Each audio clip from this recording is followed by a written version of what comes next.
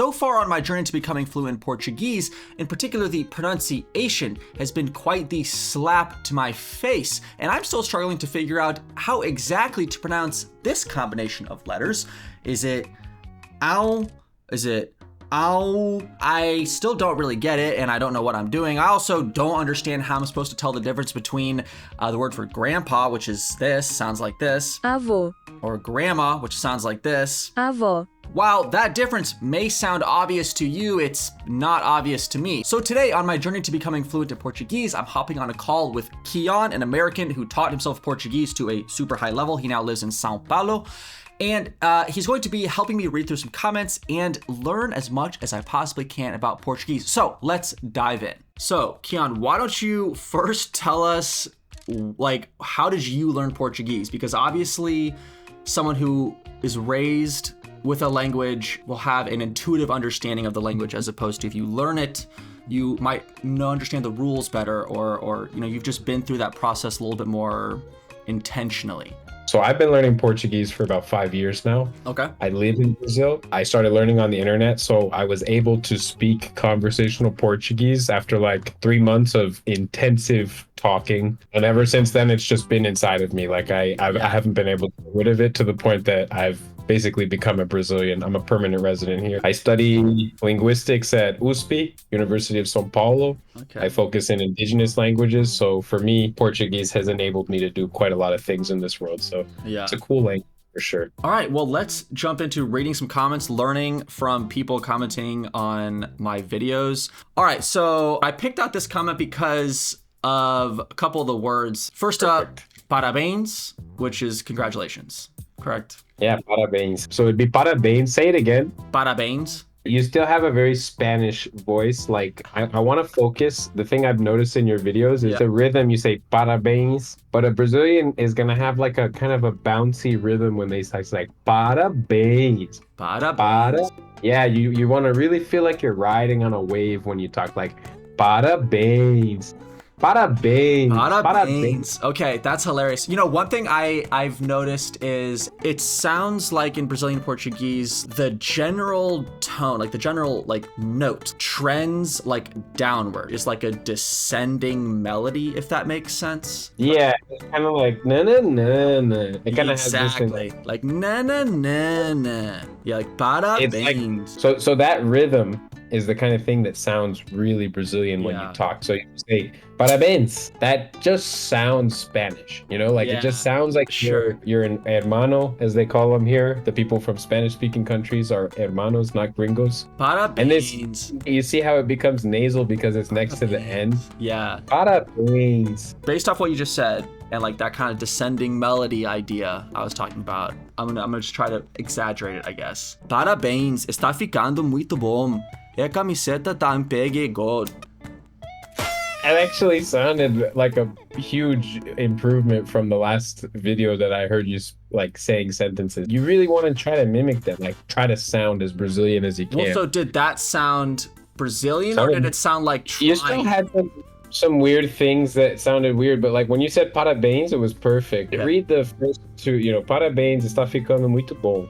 Read that. Parabéns, está ficando muito bom. Yeah, there's just little things that you have to get down with practice, but you're sounding, está ficando muito bom. What does that mean? Está, like, I get that, like, is, or it is, or he is, whatever. Muito bom would be, like, very, very good. So then ficando, I do not know what that means. This verb is extremely important to know. So ficar means, in the most basic translation as you see here, it means to stay. But the verb ficar gets used as an auxiliary verb a lot in many different situations, more than you would expect. Okay. So this is a verb that's like a Swiss Army knife for you. Okay. If you're trying to say something and you don't know whether it's ser or estar, I don't know if it's onde é a biblioteca or onde está a biblioteca. If you ever forget, just use the verb ficar. Onde fica a biblioteca? Where does the library stay? Interesting. I mean, I guess that is kind of similar to Spanish quedar, but yes, it's really, I guess that's much more versatile than quedar. The S here is going to be like a Z sound, correct? Yeah,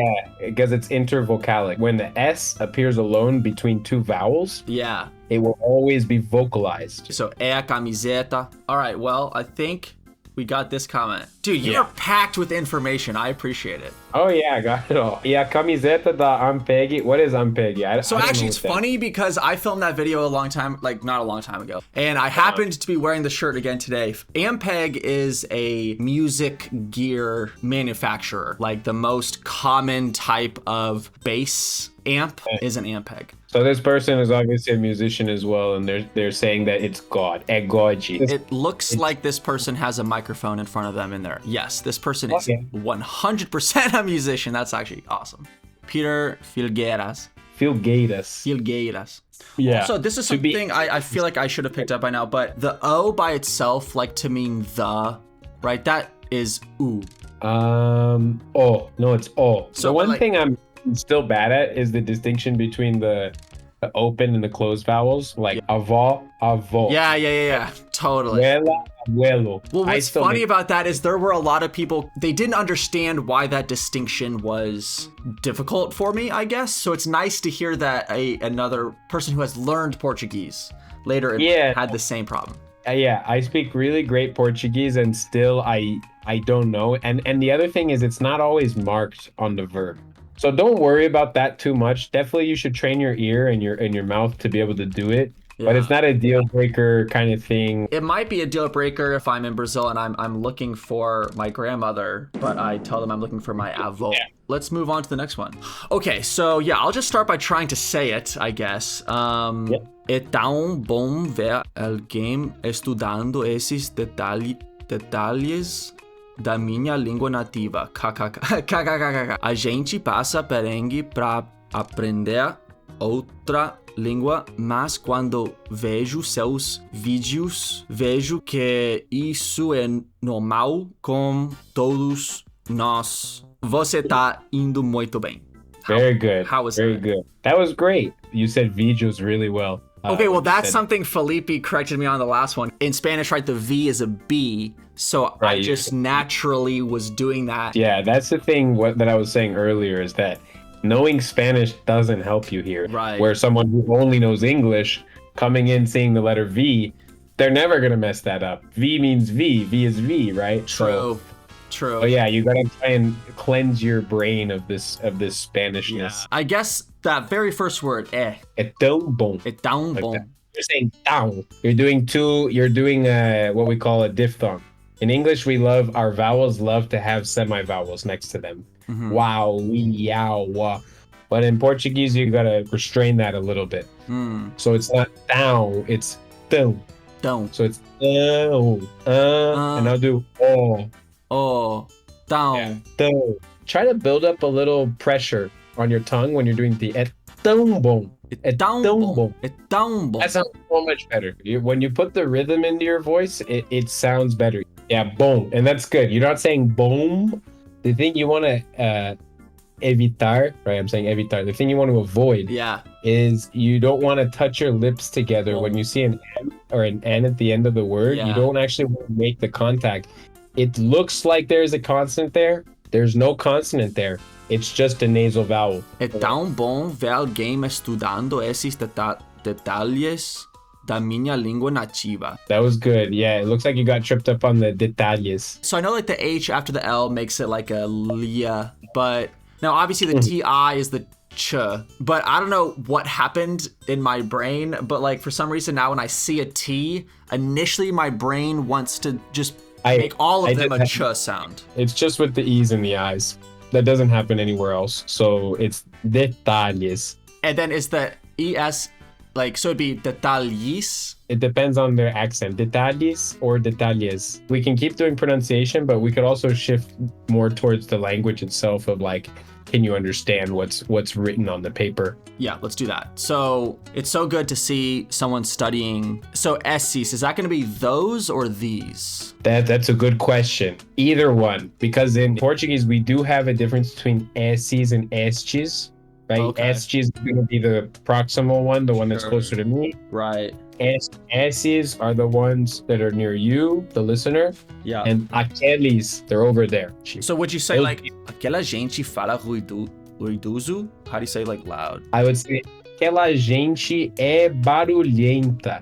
É barulhenta. Okay. And your question, going back to it, does esses mean this or those? Right. That's something about Brazilian Portuguese, specifically Brazilian Portuguese. In the colloquial speech, very rarely will you hear people actually use the word este or esta to mean this or that. They will almost always use esse and essa, even if it's something that they're holding, right? If I say, Really? esse papel higiênico, this hygienic paper, esse papel higiênico, I'm saying esse even though I should be saying este. So you really would never say SG? You can, and there's no issue with it. And it's not like people don't say it. People do say it. It's just most people don't say it. And so when you hear people say esses, you cannot assume that they mean that. Most people just don't put the effort to make the distinction. Okay, well, honestly, you know what? My camera's about to die. We can just call it here for this video. Thank you so much, Kian. We will definitely be doing this again in the future. If there's anything you wanted to like say, like to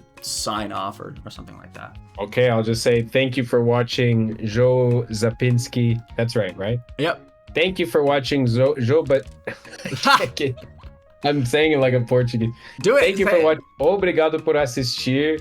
Eu espero que tenham gostado o vídeo. You understand what I'm saying?